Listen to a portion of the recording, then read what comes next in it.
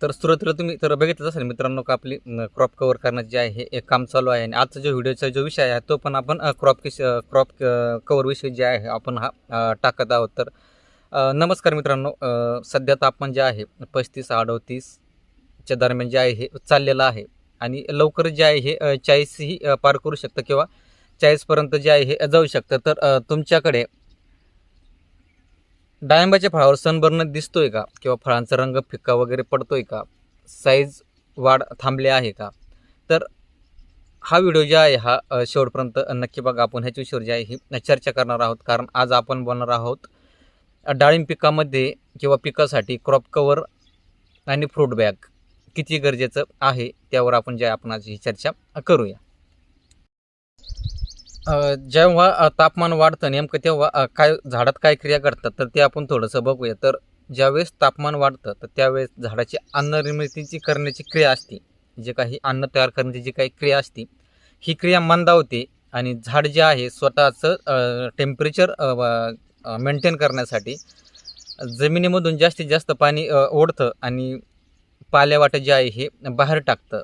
त्याला आपण थोडक्यात डिहायड्रेशन म्हणू शकतो किंवा ट्रान्सपिरेशन ॲक्शनसुद्धा आपण त्याला म्हणू शकतो. ही जी क्रिया आहे ही झाडावरही झाडासोबत घडत असते, कारण आपलं जे शरीर आहे आपल्या शरीराला ही ज्यावेळेस जास्त आपण उन्हात जातो तर ते आपल्या शरीराला जो आहे हा अधिक प्रमाणात घाम येतो. तो घाम काय येतो तर आपल्या शरीराचे जे काय वाढलं जे तापमान आहे हे तापमान कमी करण्यासाठी आपल्या शरीरावर जे आहे आपलं शरीर ऑटोमॅटिक जे आहे हे घाम सोडतं, म्हणजे जेणेकरून त्या घामाच्या पाण्याने जे आहे आपलं शरीर हे थंड व्हावं किंवा आपल्या शरीराचं टेम्परेचर मेंटेन व्हावं यासाठी आपलं जी बॉडी आहे ही ऑटोमॅटिक जे आहे ही पाणी सोडते, आपण त्याला घाम म्हणतो. त्याच पद्धतीने जे झाड आहे हे सुद्धा सेम तशीच क्रिया करतं, जमिनीतून पाणी शोषतं आणि टेम्परेचर मेंटेन करण्यासाठी पालेवाटे जे आहे हे पाणी बाहेर फेकतं, त्याच्या पालेवाटे जे आहे बाष्पीभवन करण्यासाठी सुरुवात करतं, जेणेकरून त्याच्या झाडात जे आहे हे टेम्परेचर मेंटेन राहावं. तर याचा परिणाम काय होतो झाडांवर, तर झाडाची ऊर्जा आणि अन्न निर्मितीऐवजी तापमान नियंत्रण करण्यासाठी वेळ आहे झाडाचा जो आहे तो खर्च होतो. तसंच फळविकास जे आहे हे थोडा थांबल्यावानी होतो किंवा थांबतो, फळाचं जे साईज आहे ती होण्यासाठी थांबते. सोबतच झाडावर जे आहे हा पाण्याचा जर ताण जर पडला किंवा झाडं उघडी असतील तर झाडावरही खूप मोठ्या प्रमाणात जो आहे हा ट्रेस येतो, झाडं हे सुकले जातात आणि झाडातलं पाणी कमी झालं की नक्कीच जे आहे सनबर्नचं प्रमाण हे वाढण्यासाठी सुरुवात होतं, कारण डाळिंब झाडामध्ये हे 70% पाणीच असतं. तर हे 70% पाण्याचं प्रमाण जर कमी झालं तर साहजिक आहे फळातलं पाणी कमी होणार, फळातलं पाणी कमी झालं सालीतलं पाणी कमी होणार, सालीतलं पाणी कमी झालं तिथले जे काही सेल्स आहेत ह्या सेल्स जे आहेत ह्या डेड होणार आहे आणि तिथं तुमचा सनबर्निंगचा जो आहे हा काळा चट्टा हा उठणार आहे. अजून काय परिणाम होऊ शकतो तर एक्सपोर्ट क्वालिटी जी आहे ही आपली खराब होते. आपला बराचसा माल एक्सपोर्टला जाण्याऐवजी ज्यावर काय सनबर्निंग आलेली आहे तो माल जो आहे हा रिजेक्ट केला जातो. मार्केटला न्या किंवा जागेवर व्यापाऱ्याला द्या तरी तो माल रिजेक्ट केला जातो आणि मार्केटमध्ये त्याचा दरही कमी भेटतो आणि साधारण आपलं 20 ते 30% नुकसान हे होऊ शकतं याच्यामध्ये. तर क्रॉप कव्हर का गरजेचं आहे तर झाडावर हलकी जाळीदार कव्हर टाकणे, आपण त्याला क्रॉप कव्हर म्हणतो, किंवा जे कोणी 17 GSMचे कापडही वापरतात किंवा कोणी फ्रूट बॅगही वापरतं, ज्याला जे जसं योग्य वाटतं त्या पद्धतीने जे आहे ते जे शेतकरी आपल्या प्लॉटमध्ये जे आहे हे नियोजन करतात. तर यामुळे काय होतं तापमान साधारण 3 ते 4 डिग्रीने जे आहे हे कमी होतं. डायरेक्ट सनलाईट जो आहे आपल्या फळापर्यंत किंवा झाडापर्यंत येत नाही, तो फिल्टर होऊन येतो, सनबर्न हा नियंत्रणात येतो. झाडावरचा जो ट्रेस आहे हा जवळजवळ 70% हा कमी होऊन जातो. म्हणजे जो काही ट्रेस यायचा तो ट्रेस येतच नाही. त्यात अन्ननिर्मितीची जी क्रिया आहे, सगळ्यात महत्त्वाचा जो पार्ट आहे अन्ननिर्मिती सुरळीत चालणे. तर ती अन्ननिर्मिती सुरळीत जी आहे ही चालण्यासाठी यातून जे आहे सुरुवात होते. झाड सावलीत असले तर निर्मितीवर जास्त लक्ष देतं, कारण त्याला काय डिहायड्रेशन त्याचं काय होत नाही किंवा त्याला त्याचे टेम्परेचर मेंटेन करण्यासाठी जास्त पाणी जे आहे हे खर्च करावे लागत नाही किंवा जास्त वेळ जो आहे हा खर्च करावा लागत नाही. त्यामुळे झाड हे अन्ननिर्मिती करण्यासाठी सुरुवात करतं आणि हे अन्ननिर्मिती जो आहे आपल्याला फळ विकास अवस्थेमध्ये फळांचा विकास होण्यासाठी जो आपल्याला खूप मोठा फायदा होतो. त्यात फ्रूट बॅग एक आपल्याकडे वापरला जाते. तर फ्रूट बॅग म्हणजे काय, तर प्रत्येक फळाला जे आहे ही वेगवेगळी जी आहे हा पेपर लावला जातो. एक बॅगच असते 17 GSM कापडापासूनच ते बनवलेले असते. तिचं जे आहे हा वापर केला जातो आणि प्रत्येक फळासाठी हे जे आहे वेगवेगळे जे आहे लावलं जातं. पण यामुळे काय होतं मित्रांनो, म्हणजे एक्सपोर्ट क्वालिटी तर आपली चांगली होणारच. उच्च दर्जाची क्वालिटीसुद्धा निघणार. रंगही एकसारखं येणार. कीड नियंत्रणही त्याच्यामध्ये आपल्याला महत्त्वाचं आहे तेही होणार.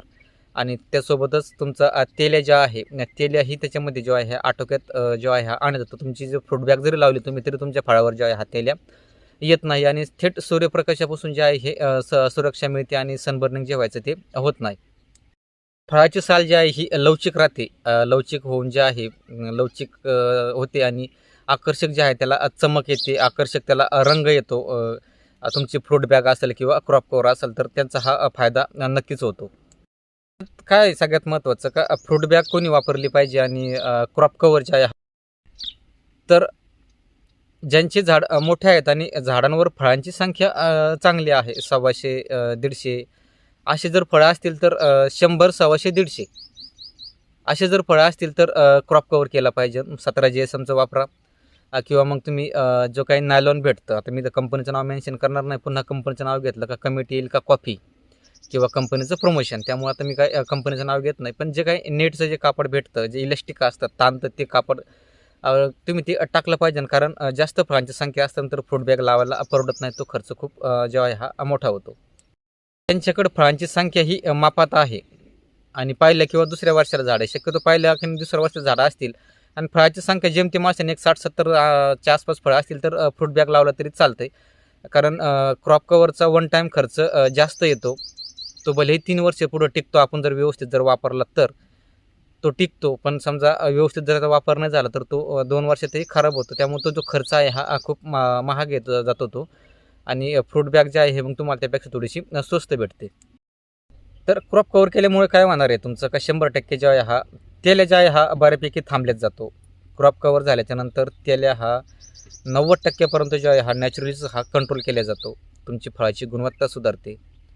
डायरेक्ट सनलाईट तुमच्या झाडावर किंवा फळावर पडत नसल्यामुळे फिल्टर होऊन जात असल्यामुळे झाडाची हेल्थ चांगली राहते. झाडाची हेल्थ चांगली राहिली तर तुमचा फळांचा विकास हा खूप छान होतो आणि फळांचा विकास छान झाला तर साहजिकच आहे एक्सपोर्टला आपला माल जाणार आहे आणि पैसेही आपले चांगले होणार आहेत. अशा ह्या तीव्र उन्हापासून आपलं बागेचं संरक्षण करण्यासाठी आणि एक्सपोर्टचा माल काढण्यासाठी जो आहे आपल्याला एक्सपोर्टचा माल काढण्यासाठी तेल्यापासून संरक्षण मिळवण्यासाठी जास्तीत जास्त पैसा जो आहे ह्यातून कमावण्यासाठी क्रॉप कव्हर करणं हे गरजेचं आहे. आणि क्रॉप कव्हरचा सगळ्यात महत्त्वाचा बेनिफिट जो आम्ही अनुभवलेला आहे किंवा त्याच्यातून आम्ही एकदा गेलेला आहे तेव्हापासून आम्ही ठरवलेलं आहे की वापरायचं असेल तर क्रॉप कव्हरमध्ये नायलॉनच वापरायचं. त्याच्यामागचं कारण म्हणजे तुमचं फ्रूट बॅग लावली तर उन्हापासून नक्कीच 100% सुरक्षा होणार आहे. तेल्यापासूनही तुम्हाला 90 ते 95% तुम्हाला सुरक्षा भेटणार आहे. तुमची क्वालिटीही उत्तम निघणार आहे, साईजही उत्तम होणार आहे, पण गाडीपासून वाचू शकणार नाही जर फ्रूट बॅग असेल तर. पण तुमच्याकडे जर नायलॉन पेपर असेल तर तुम्ही 80% माल तुमचा सुरक्षित करत आहात नायलॉन पेपरने. गारपीट जरी झाले तर शेवटी मित्रांनो अति ऊन आपल्या हातचं नाही, अति थंडीही आपल्या हातची नाही, अति पावसही आपल्या हातचा नाही आणि गारपीटही आपल्या हातची नाही. ह्या ज्या गोष्टी आहेत ह्या आपल्या हातच्या नाहीत. ह्या सगळ्या निसर्गावर डिपेंड आहे. निसर्गाचं केव्हा बदल होईल आणि केव्हा काय होईल सांगता येत नाही. जर गारपिटीपासून जर बाग 100% नाही म्हणणार मी, पण 80% जर वाचवायचे असेल, 80% फळं जर गारीपासून सुरक्षित ठेवायचे असतील तर क्रॉप कव्हर करणं गरजेचं आहे. कारण डायरेक्ट मार हा फळांना बसत नाही आणि जे काही गारी पडणार आहेत त्या पेपरवर जे आहेत आपल्या अडकल्या जातात आणि पेपरवर अडकल्यामुळे आपल्या फळांना जो आहे हा मार बसत नाही आणि आपले फळं जे आहेत हे खराब होत नाहीत. फक्त कव्हर करणं पुरेसे आहे का? तर नाही. एक्सपोर्ट क्वालिटी काढण्यासाठी कव्हर करणं हा पुरेसा नाही. तर सकाळी किंवा संध्याकाळी पाणी नियोजन करणं गरजेचं आहे.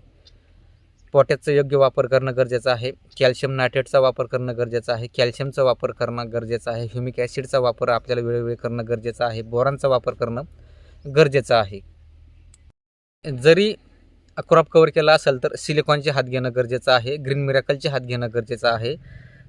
त्यांचेसुद्धा हात जर ठेवले तर झाडे आपलं सतत जे आहे फ्रेश राहणार आहे. ते ट्रेसमध्ये जाणार नाही. झाडाला आपल्याला इथून पुढे एकच काळजी करायची आहे का त्याला ट्रेसमध्ये जाऊ द्यायचं नाही.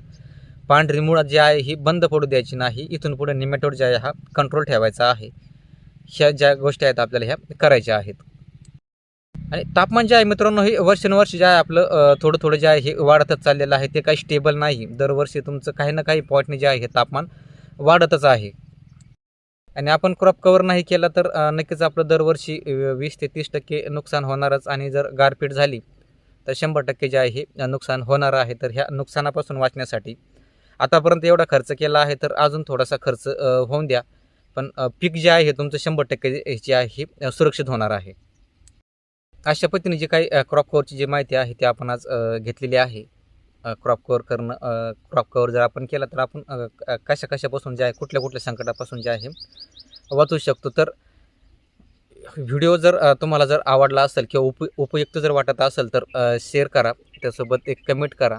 आणि तुमच्या भागात तापमान किती आहे हे पण तुम्ही शेअर करायला जे आहे किंवा कमेंट करण्यासाठी आहे विसरू नका.